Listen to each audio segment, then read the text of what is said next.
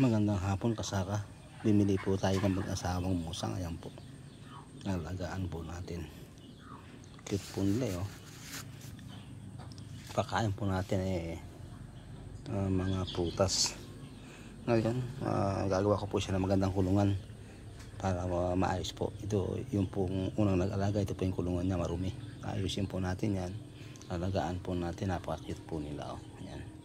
Yan po ang musang. Napaka-cute, napakaganda po. Mahaba po yung buntot niya na parang pusa din siya. Hahaba po yan, lalaki pa mga kasaka. Ayan po siya naglalakad. Ayan po, may inumin siya. Pero mabait-bait na po siya kasi pag hinawakan,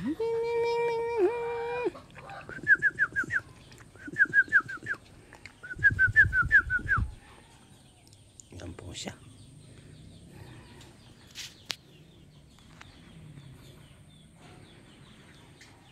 Yan po yung isa. Napaka-cute, napakaganda po nila. Medyo mabait na po sila mga kasaka. Pamabaitain natin, talagaan po natin ang maayos yan mga kasaka. Pag mabait na sila, papakawalan po natin sila. Yan po, dalawa sila, babae lalaki po yan.